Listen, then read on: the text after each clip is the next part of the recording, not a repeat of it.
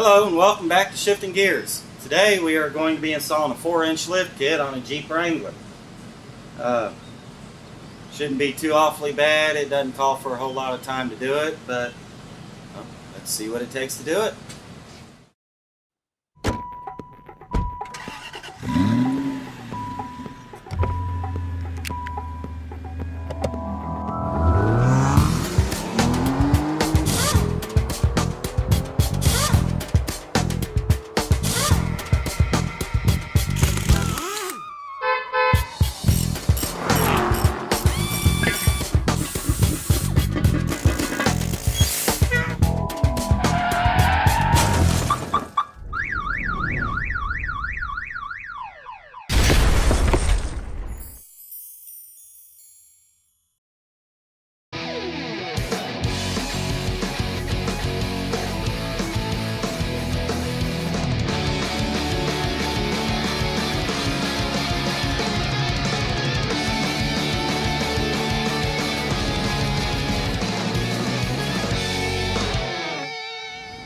Alright, well, first step, you want to make sure that you get it jacked up and you get some jack stands in a proper position, or in this case where we're using 4-post lift, we got a rolling jack supporting the frame of the vehicle back behind the lower control arms, and then the shield there for the transmission. Now, make sure that you get it behind them because you're going to be working on everything right there directly in front of them. And next thing we're going to do is we're going to get some penetrant on some bolts to help make sure everything comes apart smoothly.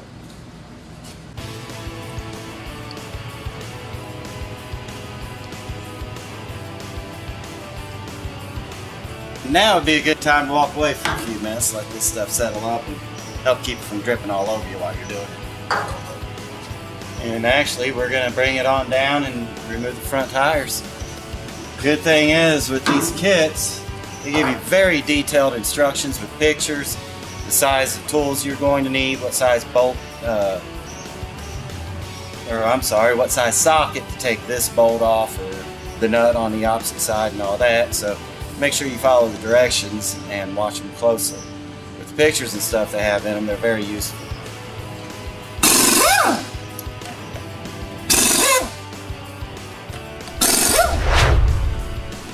First step, we're going to have to get the tires off. We're going to remove the track bar from the axle using a 21mm.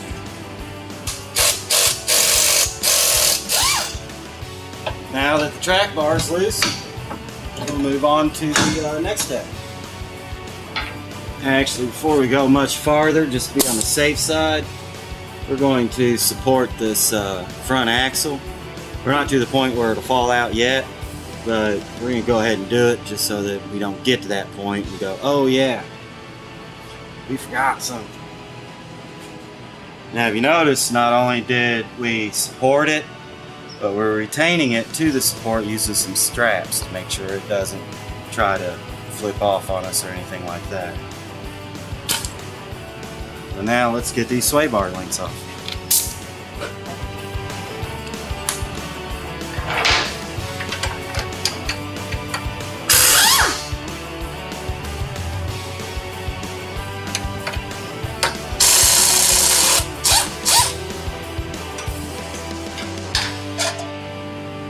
And we're going to go ahead and get the upper ones off.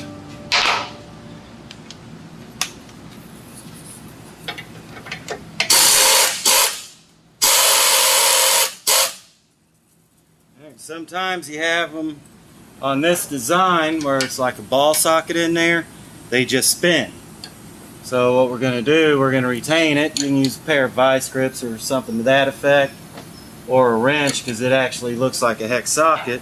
He's got to get the right size and we'll hold it that way. Then we can get the nut off. And looks like it's a 19mm.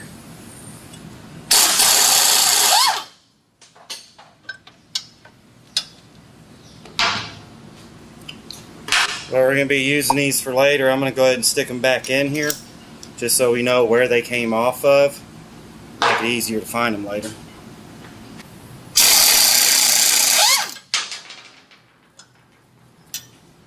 Alright, next step, we're going to go ahead and remove the shocks. While we got it up in the air, we're going to do the bottom on both sides. We're going to bring it down. We're going to take the top of the shocks off. And then while we're at it, sometimes, not always, you have to disconnect the brake line to allow movement, to let that axle drop far enough to get the coil springs out. So while we're up in that area, we're going to go ahead and do that, more to err on the side of caution and make sure we don't rip the brake line out.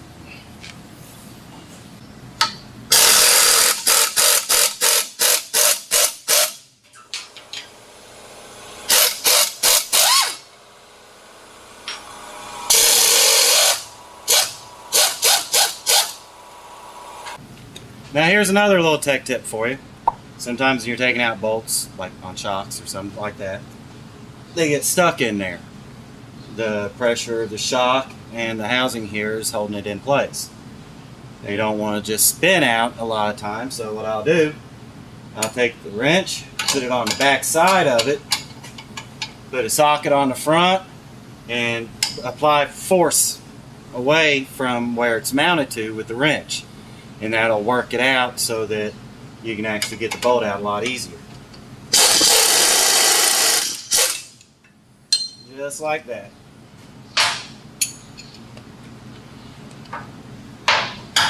Alright, let's get these brake lines off. I'm going to go ahead and unbolt them from down here.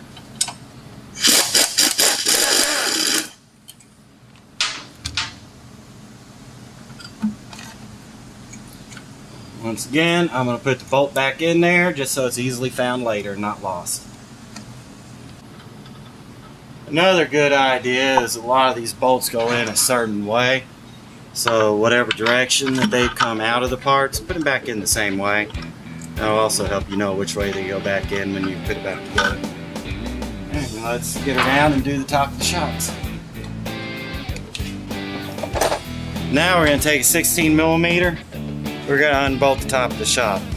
Now the way these shocks are designed, where the threads come up, you put bushings and washers around, a lot of times they like to spin on you when you're trying to break the nut loose. So you might have to get a pair of vice grips to grip the top of it to hold it still while you work the nut off of it.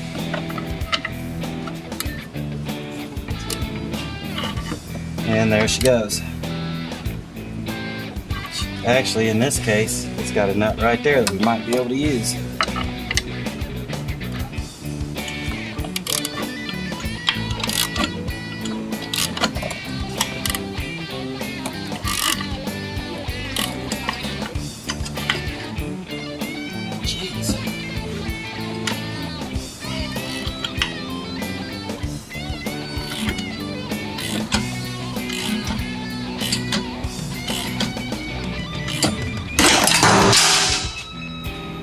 That's one way to do it. Snap the top right off of her. Keep in mind, once again, it said to retain hardware for later use. So we're going to leave that with it. And top of the hardware. Now off to the other side. Alright. If you look at the top of this shock, there's no access to the bolt. So unfortunately we need to go up top, investigate and find out why and what we need to do to gain that access. Alright, now directly over top of the shock tower, where the top shock bolt is, we have a battery, we have the electrical center and all that. So unfortunately it looks like we're going to have to disconnect the battery and get it out of the way on this one. Now keep in mind when you do this, before you disconnect any of this other electrical stuff, there's capacitors and things such as that in the computers and various parts that will hold a charge. So once you get the battery out of the way, you're better off just to walk away for a few minutes, give it 10-15 minutes, let them capacitors discharge, and then continue with removing the electrical center.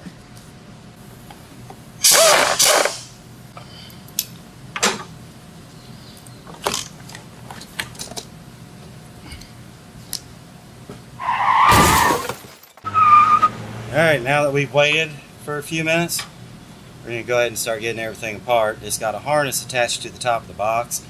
So I've got an old pair of side cutters that are dull as can be. I'm going to slip it up under the push downs that hold it, slowly prime up.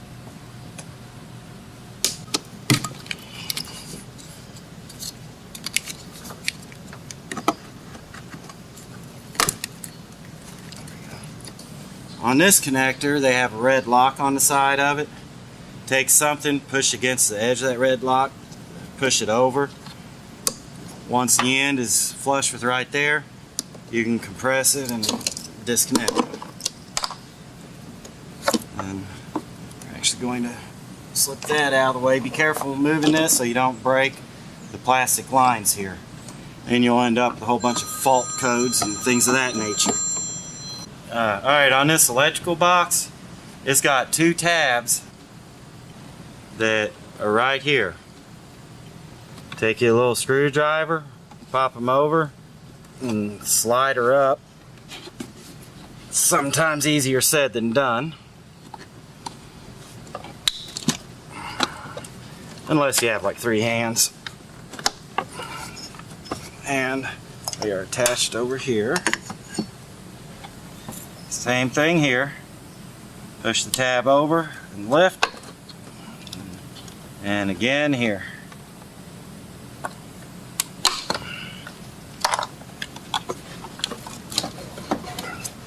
Now that is free from the box, but it doesn't give you a whole lot of room to move it. So I'm going to go ahead and loosen the box. That way I can lift it up and slip the box out from under it.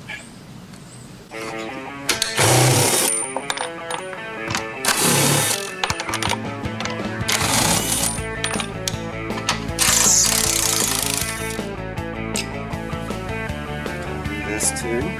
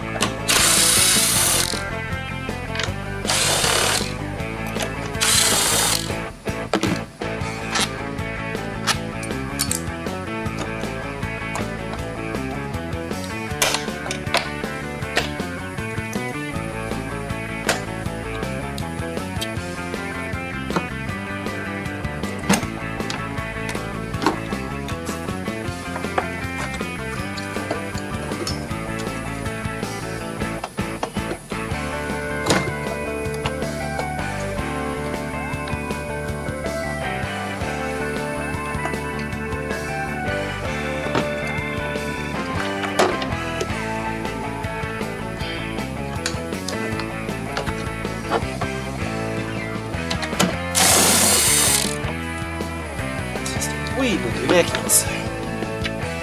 Definitely want to make sure this wasn't going anywhere. Got more harnesses attached. In this case, Chrysler wasn't nice enough to us to make this quick and easy. We're going to have to go ahead and remove the electrical center.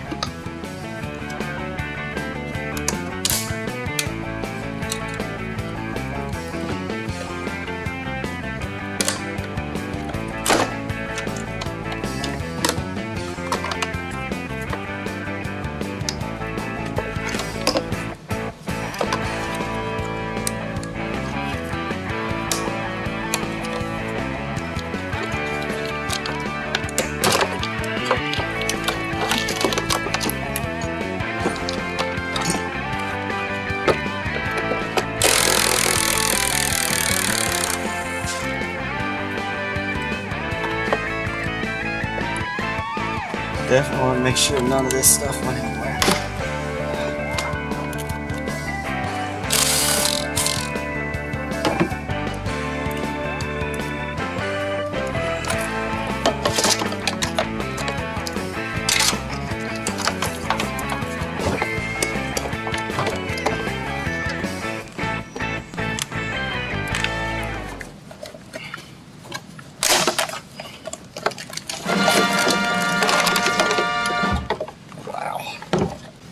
Now, once we finally got that out of the way, we can get to the top of the shock.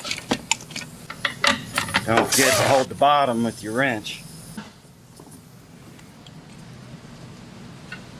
And retain hardware. Well, now that we got the shocks out, we're ready to lower the front differential, pull the coil springs out, We're also going to pull out the lower control arms for the front and actually start putting new pieces in.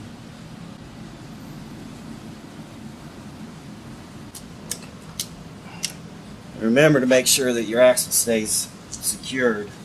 You also need to make sure to lower it slowly, so as you're lowering it, watch your brake lines and stuff, make sure they don't snag on anything, you don't rip them out.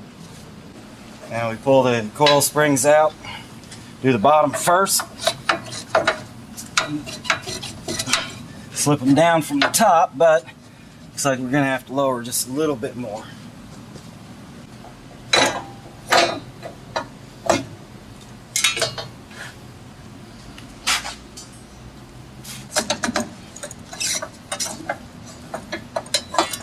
Alright, time to take it up and get our lower control arms off of it.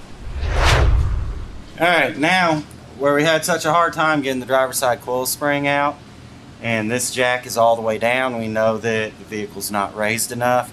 There's no way we'll be able to get the new coil spring in position. So I'm going to make sure, double check again, re-secure, re-tighten the front axle so that it doesn't go anywhere, and I'm going to raise the back of it up just a little bit more to give us the extra clearance. This is extremely important right now because our next step, we are actually going to be removing the control arms to make way for the new control arms. Let's get these control arms off. Using 21 wrench and a socket.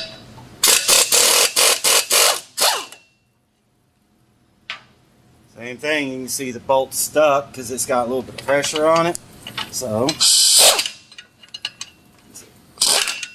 darn it.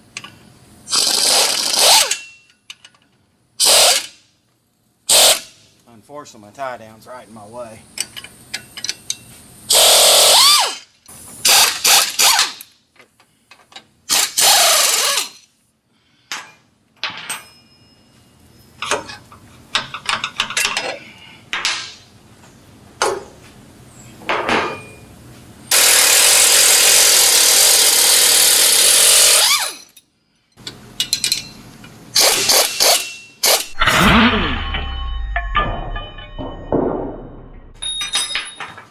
There's something you want to watch out for. And so I had my head to the side. Alright. Now I believe we are ready to start installing the lower control arms, which once we install them we're going to leave the bolts loose, because once we get everything together, we get the Jeep set back on the ground and in its natural riding position, then is when we're going to tighten the bolts for these. Otherwise you tighten them, and when it sets in its natural position you end up putting the bushings in too much of a bind.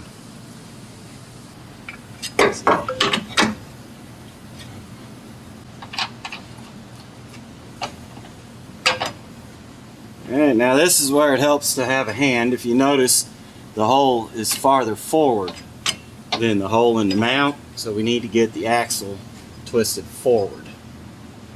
We used the rolling jack, tied a strap to it, anchored the other end of the strap, and start ratcheting it down until we can get the holes to line up. Just keep in mind these new control arms are longer, so you're going to have to move the axle to accommodate for them. But we finally got it, and I've run the nuts and bolts and stuff down. Remember, don't tighten them completely at this point because you're going to be redoing them later.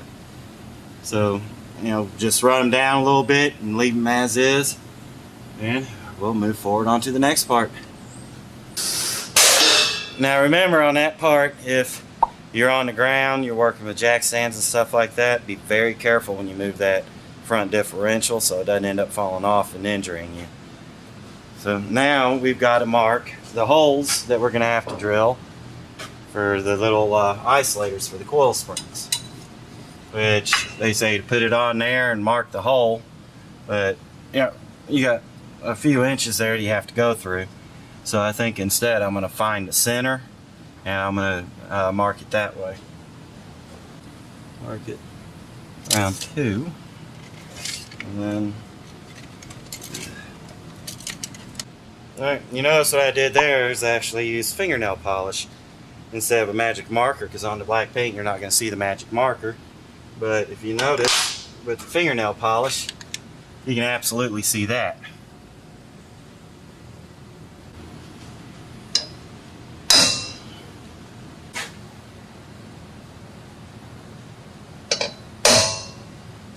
Now remember, take a hammer and a punch with a point on it to mark your holes. That way you have some for your drill bit to go down into and it doesn't try to walk all over the place on you. And remember, when you're drilling still, start with a small bit. Work your way up to the size that you need, which in this case is a 3/8. So we're going to start with the smallest bit, and then we're going to step up 2 to 3 bits every time until we get to that 3/8. That'll help keep you from burning your drill bit up. And once you get the first hole drilled, you'll notice it goes a whole lot faster that way.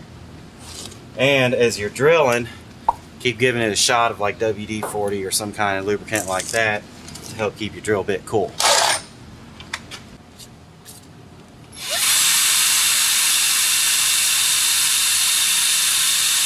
Alright, we've got our holes drilled now.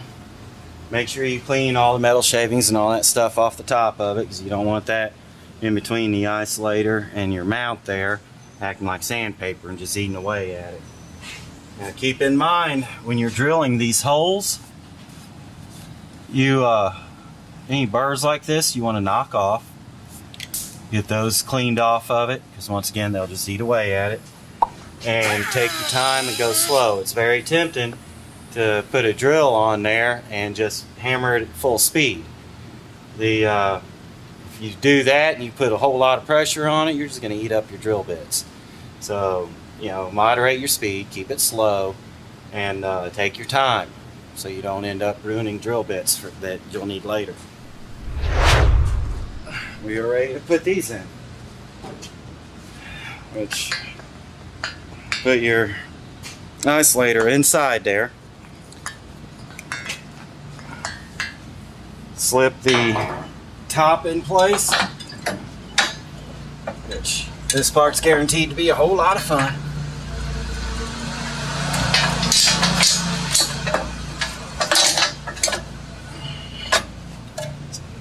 And we don't have enough yet, so I can't get the spring in there yet.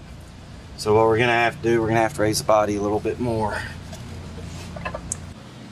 Alright, when you're doing this, make sure your rubber isolator for your top spring mount's still there. You want to keep that in place. And pay special attention down here on the bottom. You'll see this little notch right here. When you get the spring set in there, twist it so the end of the spring rests right against that notch. If you look, flat part of the spring right there is right against that notch. If it's not lined up, just simply twist it until it contacts. Now, when you do this on your own, anytime you mess with the spring, when you first start driving it, you can expect to hear some creaking, cracking coming from the springs until they fully seat to where they should be. But eventually, after a short period of driving, that should go away. So just keep that in mind. Let's do the other side. You can see we got the spring in place. It's not lined up with its seat. A simple twist, put it against its seat, and you're done with that. Now we have to run the supplied bolt through the top, get the nut in the bottom, then you tighten them using a 9/16. Now the nut on this, on the bottom, is a lock nut. So once you get it started, you're going to be wrenching it all the way, unfortunately. Where it helps to have a ratchet wrench. Alright, now we got that part done.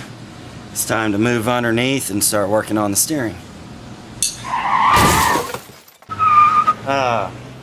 Take 21mm, remove the drag link off the end of the pitman arm, then you take a 33mm, remove the nut off the pitman arm from the gearbox, and then you have to use a pitman arm puller to drop the pitman arm down and be able to install the new one. Unfortunately, on the drag link they put the nut going straight up, so you can't exactly use an impact on it. You'll have to wrench it.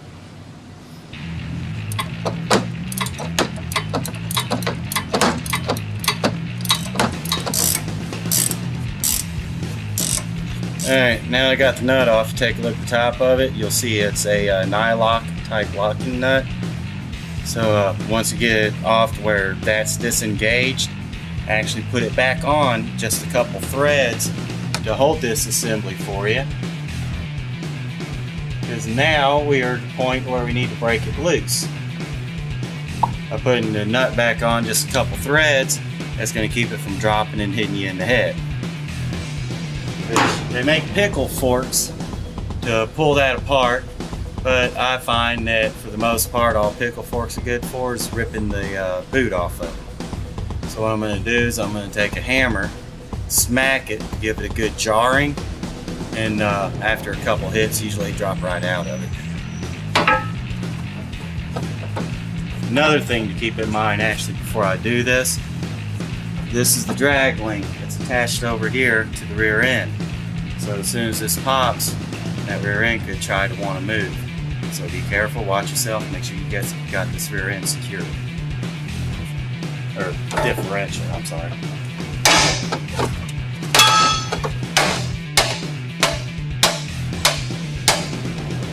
There we go. Now it's jarred loose. There's no pressure on it, so we should be good to take this nut off. The other off. Just kind of set it, let it dangle for now, and see what we can do about getting that off. The pitman off. We're going to swing the pitman arm out of the way so we have enough room to get the impact in there, make it a whole lot easier.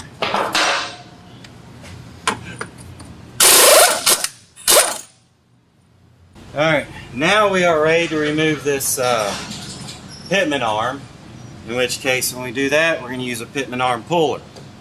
When you use the pitman arm puller, slide it over the pitman arm, and this tightens up into, it's got a little dimple in the end of the shaft on the steering gear box. And that's what the tool goes up into. Now the pitman arm puller, most of your parts stores have them for rental, so you should be able to go and rent one somewhere. But position this over the pitman arm. Make sure that it is centered in the middle of the shaft there. Hit it with an impact until it comes off.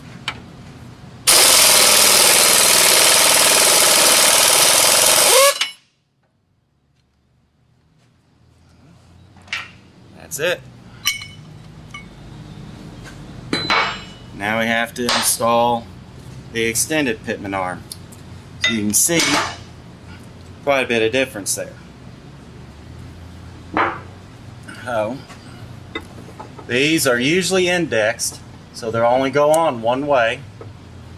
Put it up in there, put your lock washer and nut back on it, tighten them down.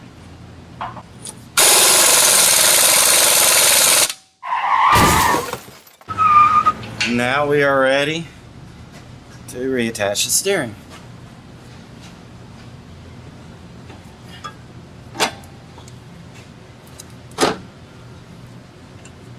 Now odds are when we go to tighten this nut, the center is going to try to spin on us. Let's see what happens.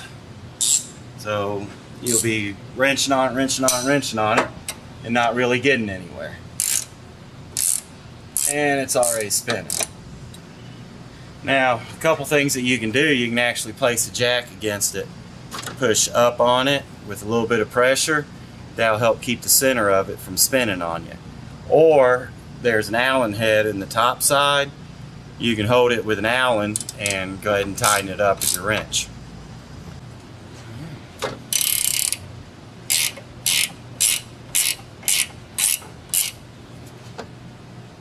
Alright,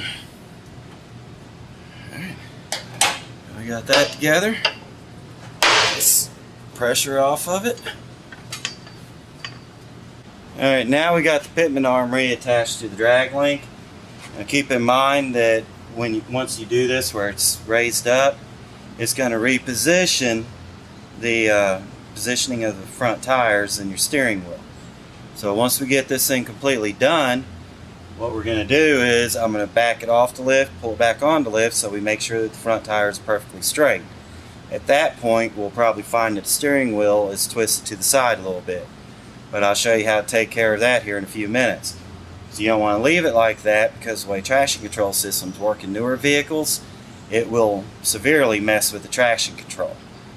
But like I said, we'll cover that once it's all said and done. Now it's time to move on to the installing of the front shocks. Remember, we are using the original hardware that I put back in the shocks so we wouldn't lose them. Well, the first things we want to do, slide the metal sleeve into the shock.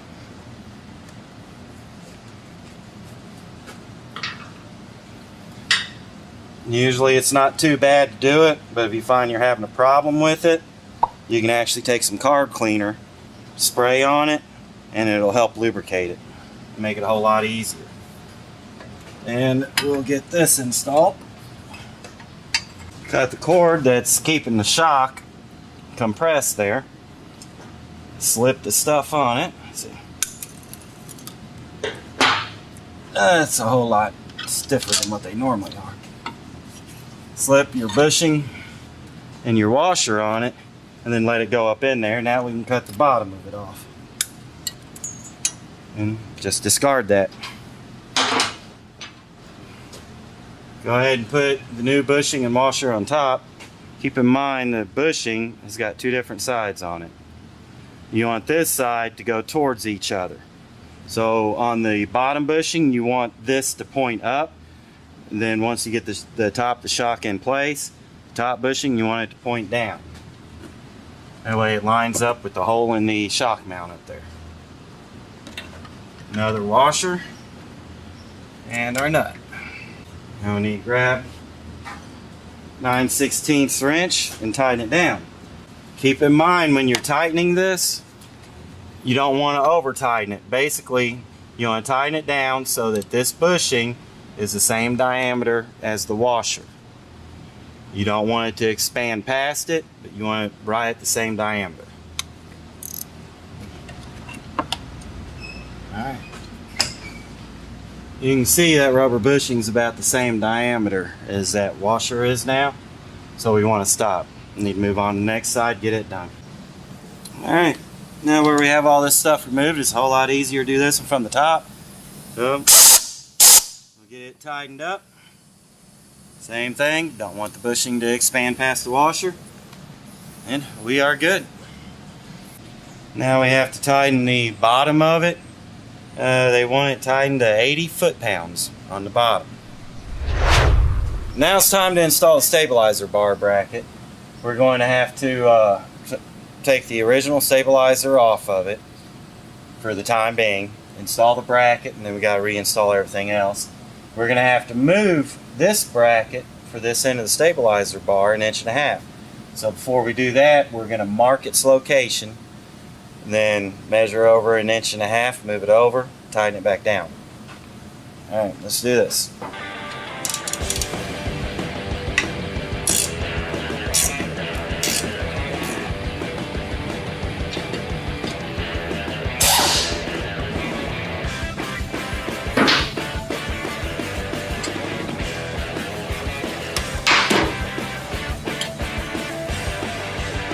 Now make sure you read the directions. If you're using a stock stabilizer, there's a few extra things that you have to do to it. If you're using their aftermarket supplied stabilizer, you don't have to do quite as much. Make sure you read the directions depending on what you're doing. It's also a little bit different whether it's 2007 through 2010 or 2011. So keep in mind that you may not have to do all this, but depending on the year and what you're using, you might.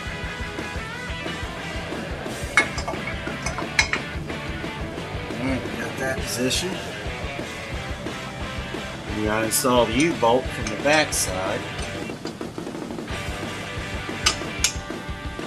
Shove it through and install the nuts. Keep in mind you don't want to tighten them quite yet. This is our new stabilizer bar bracket. Now we got to drill a 3/8 hole in this bracket. So we need to bring it down and break out the drill again. Alright, now we are going to move the bracket for the stabilizer. So we're going to mark it. Alright, then we're going to loosen the 15mm bolt.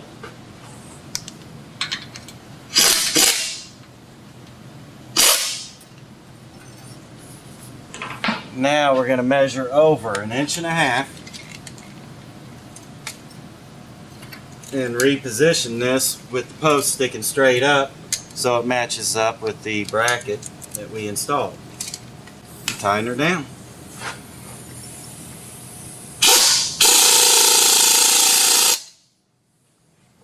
Now we're going to reinstall the stabilizer.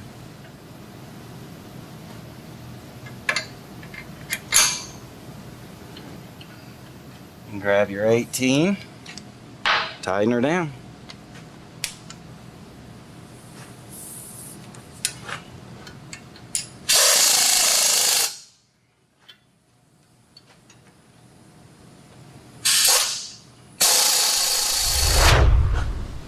Now we need to install the track bar. Once again, using the original, or no, in this case they supplied new.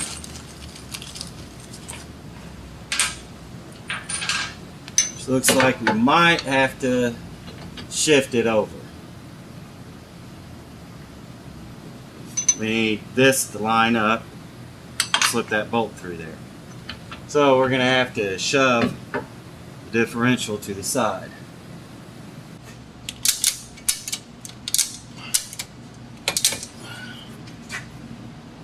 Alright, now what we did was we hooked a strap into this piece on the frame rail on the opposite side. Use the strap to drag it over, and now we're really close to being able to get the bolt in.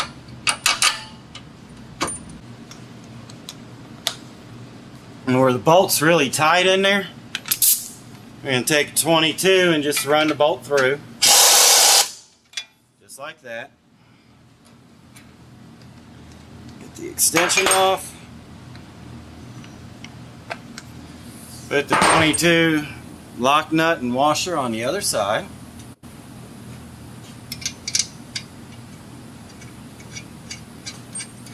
And we'll tighten her up.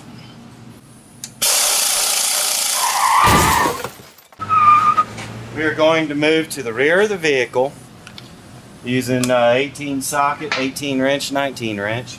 We're going to take the sway bar links off the back where they're naturally longer from the factory, and then we're going to bring them up here to the front and reinstall them.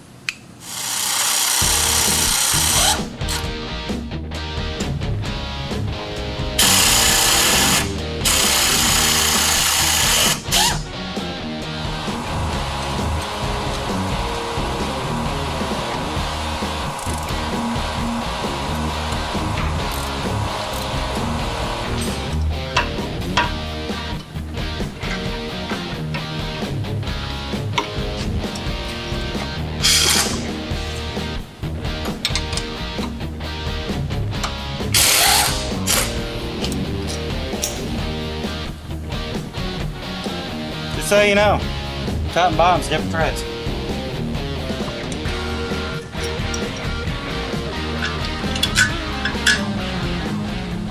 What I'm going to do here is I'm going to get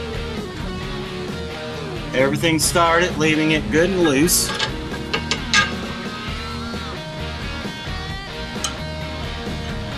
And get the next one started before I tighten anything up.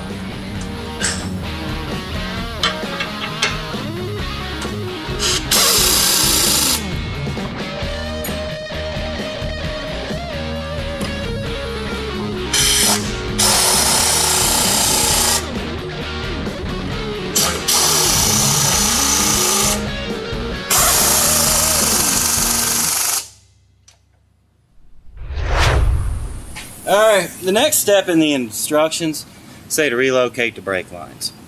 And then after that, drop the front of the guard for the transmission. Well, while we got it up in the air, we're going to go ahead and drop the guard, bring it down, then we're going to drop the brake lines and get the front tires back on. So, loosen up these bolts. And actually, I'm going to loosen this one just to make it a little easier. Alright, loosen it up. Put these in there as spacers. And bolts back in. Do the other side real quick. And we'll tighten them down.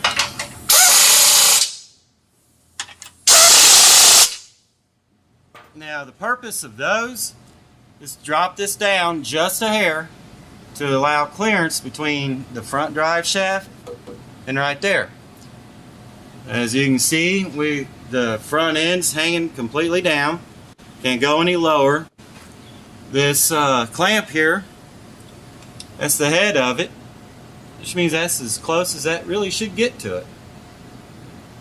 Alright, and you're ready to bring her down. Alright, now we gotta relocate the brake line so it drops them down just a little bit. This side looks like it's gonna be fairly easy because we have plenty of stuff to, or plenty of line to be able to manipulate there. Alright, so we'll take out this bolt.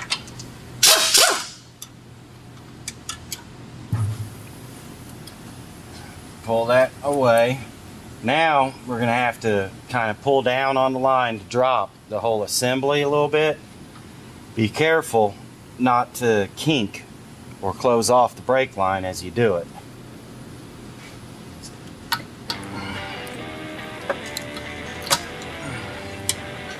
Let's go get our bracket installed so that we know just how far we have to go.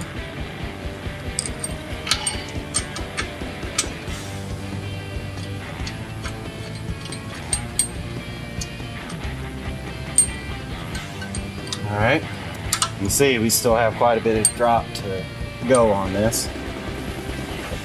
We gotta get this ABS wire undone. There we go. Allow for a little more room there. Use a supplied bolt and washer.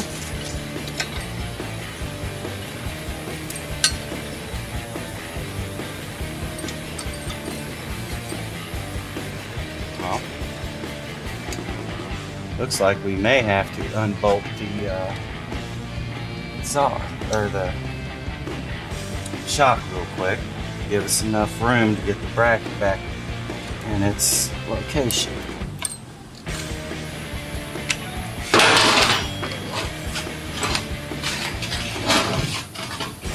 I'm gonna get a little pressure off that shock.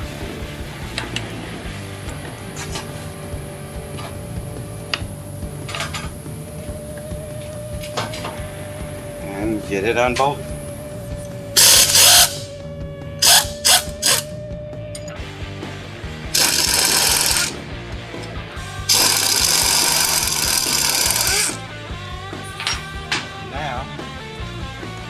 Swing that out of the way a little bit, get a little more work room.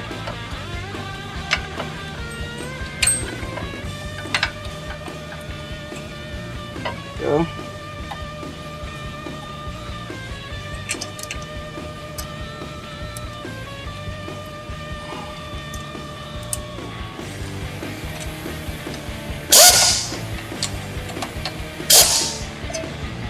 And make sure that this is positioned so it doesn't put too much pressure on the brake line. Let's get this bottom bolt tightened.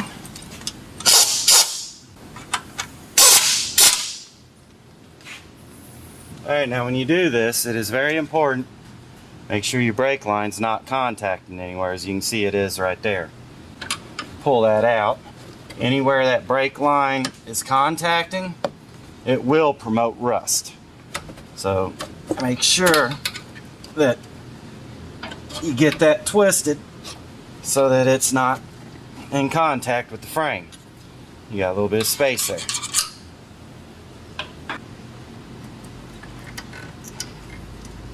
Alright, now what I did originally, the ABS sensor mounted in both of these holes. Because of moving it downward, they will not both go back in. So what I did is I cut the farthest backward one out and then repositioned the one that was in this hole to there. Now you can still reattach your ABS line. And I'm also going to twist that up just a little bit to give it just a little extra play so it doesn't constantly have pressure on it.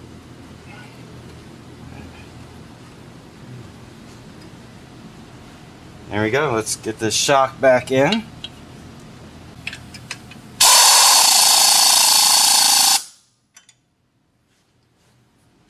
And move on to the other side.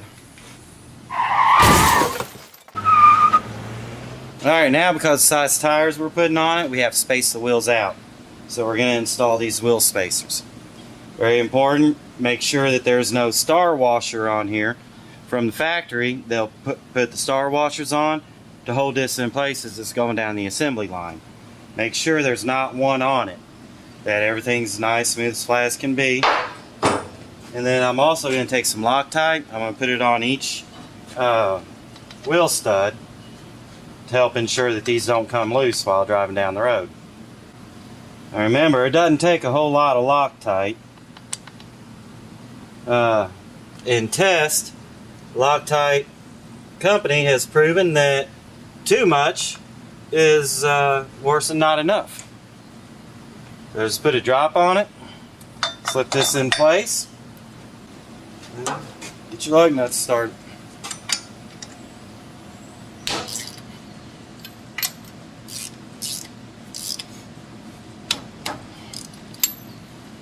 Now we're going to torque them to Chrysler specifications, which is 85 to 125 foot-pounds.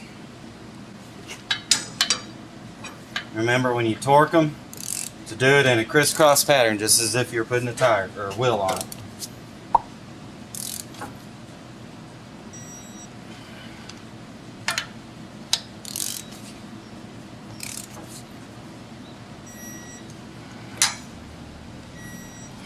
There we go. And now we're ready to put a wheel on.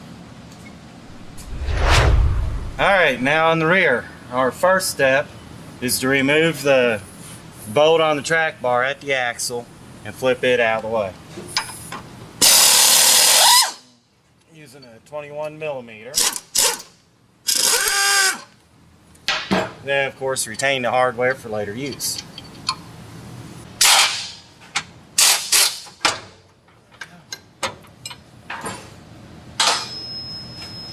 In this case, I'm just going to lay it up top, kind of out of the way. Now we need to loosen the bolts for the control arms at both the axle and the body using 18 millimeter, I do believe, to 21.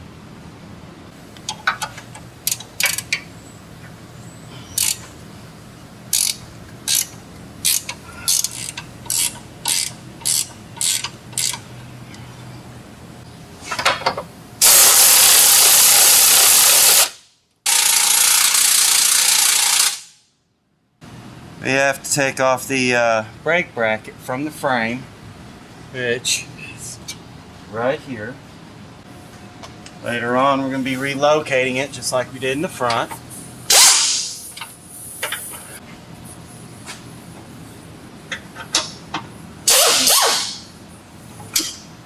Alright, now to remove the rear shocks and get rid of those, use an 18 millimeter wrench and socket.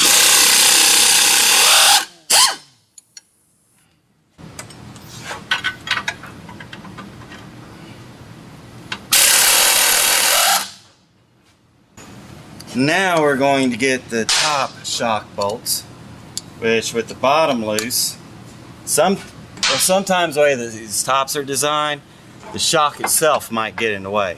But with the bottom loose, you can twist it side to side and open up clearance on them top bolts. So 2 15s up top, or so it said.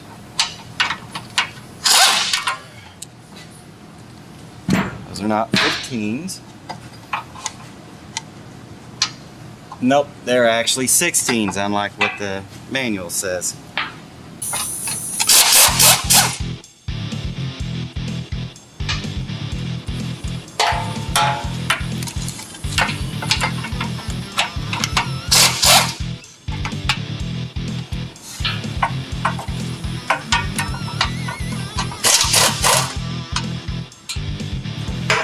Alright, now we got those out of the way.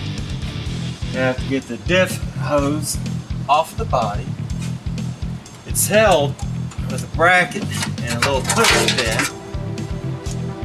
through there on the body.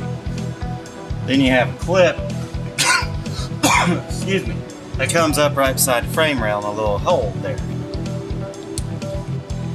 We gotta lower the axle, remove the coil springs.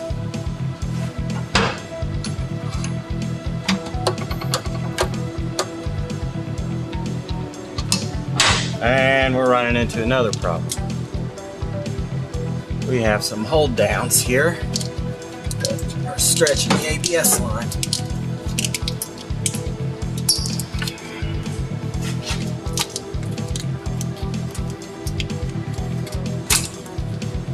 There we go. Should free that up.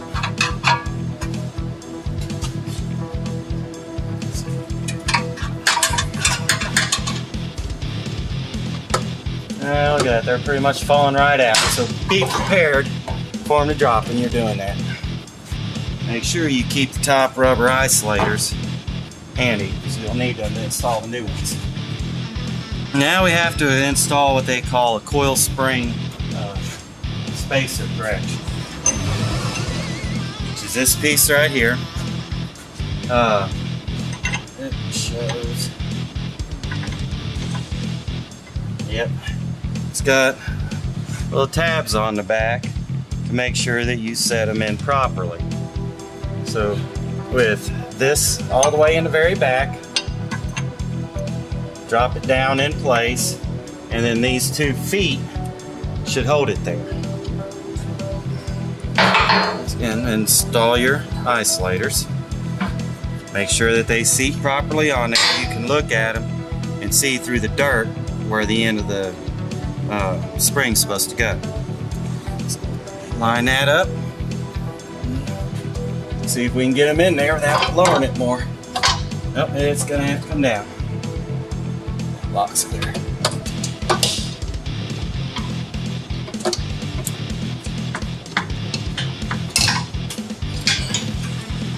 And that is set in place. Let's do the other one.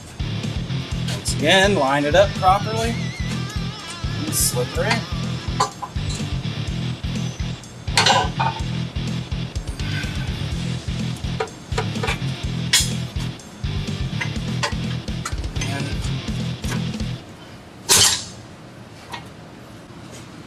Now we need to raise it up to seat the spring.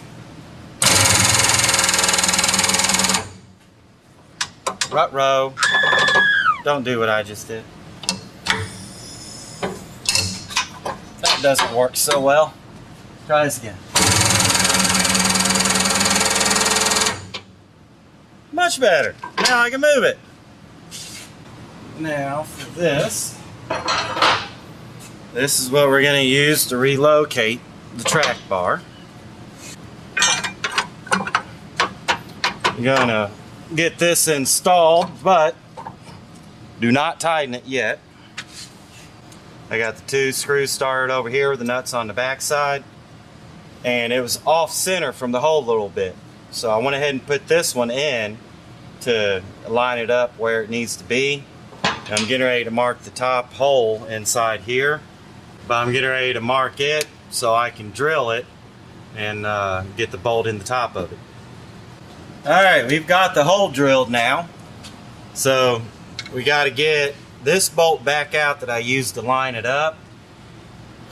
Put a sleeve in there, a washer on the head of it, put it back through, and put a washer and nut on the back side. So here we go with that.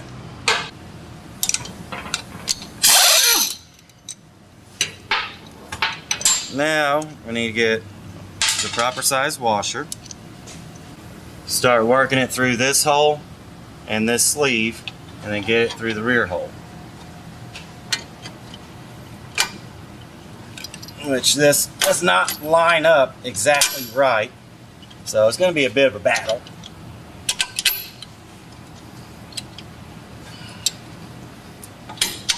There we go. And put your nut and washer on the back side. Alright. And then the next step says tighten everything.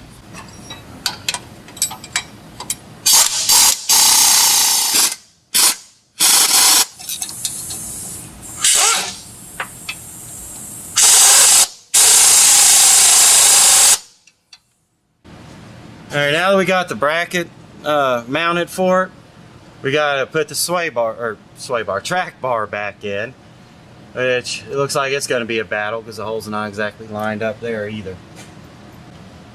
There we go. Now we gotta get the sway bar links and get them ready to install. So just like on the front shocks, we gotta install the sleeves on them.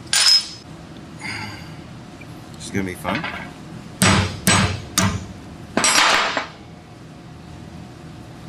I may have to use a carb cleaner trick.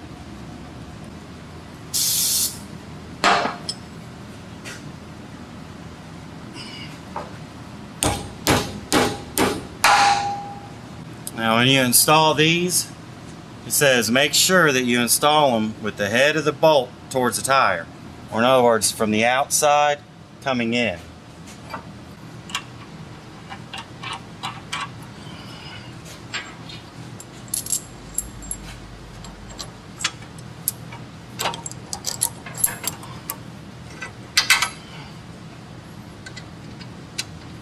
Alright, now we need to tighten the bolts on the sway bar link, which on this side, on the bottom, because of the bracket that we had to install for the track bar, we're only going to be able to wrench it. So I'm going to use a ratcheting wrench on the outside, a regular wrench to hold the nut on the inside and get this thing tightened.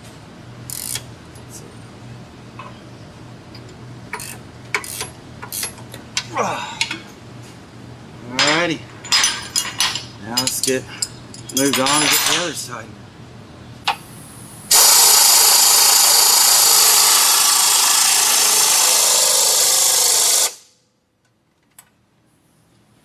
There we go.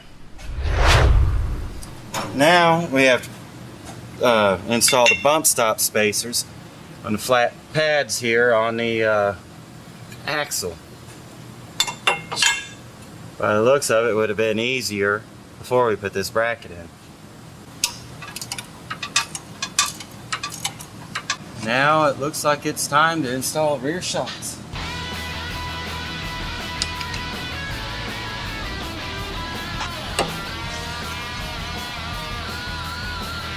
Alright, now that we got this done, we're going to do it the same way we did the front shocks. See, I got the bottom bolt in place. I'm getting ready to cut this, let the shock extend itself up into its own position. And then put the two bolts in. Cut that and direct it right up to where it goes.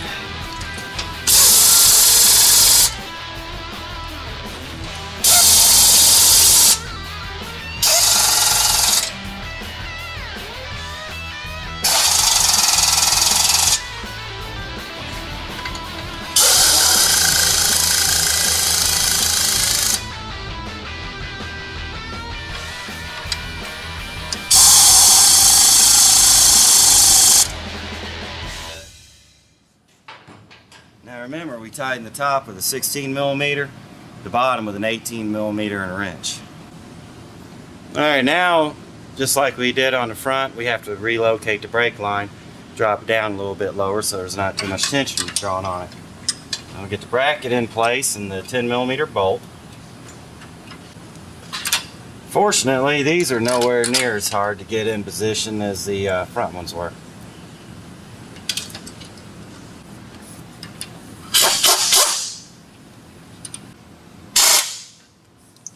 Alright, and on to the next side.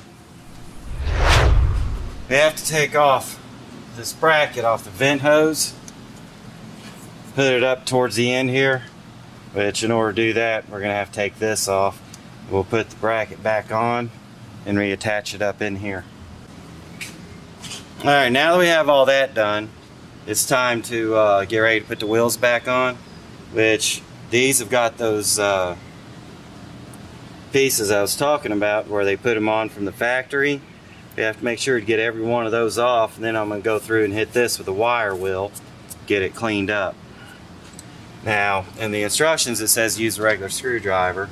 My past experience shows get an old pair of cutters, grab a hold of one of the pieces that's sticking out, bite down onto it, and give it a twist. Now, it may take a couple of them, but actually I think these are too heavily corroded. Usually when you do that, what will happen is they will rip onto the outside just like that, and it'll pull right off. Alright, we've got the rear of the lift kit installed now. Now we've got it set in its natural position.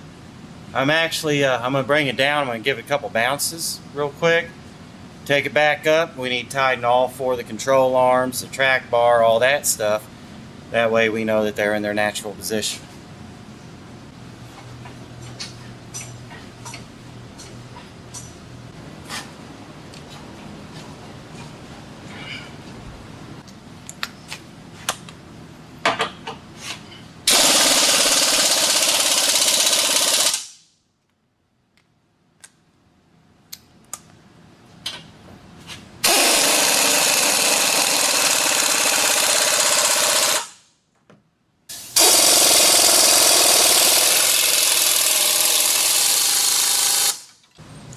Okay, now that we've got the lift kit installed, we got to get the air box and electrical center and battery and all that back in it. So, let's have at it.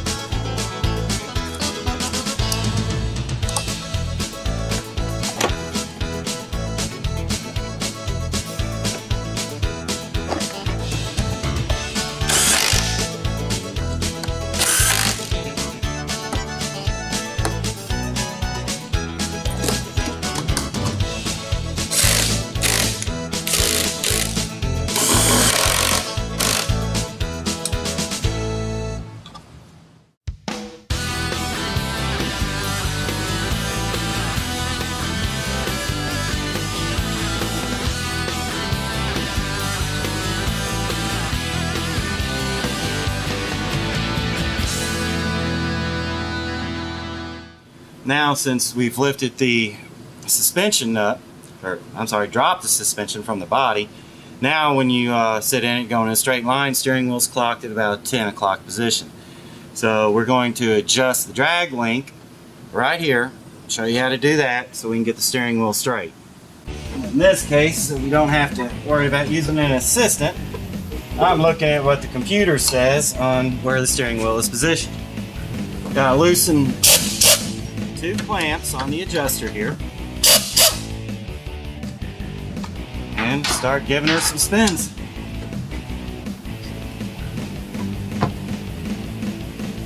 Right now we're showing steering angle sensor at zeros. That means that the steering wheel is going to be centered. That's exactly where we want it. If we went too far, instead of showing the positive numbers it showed before, it'd be showing negatives right now. So where it's on zeros, we should be good to retighten these clamps.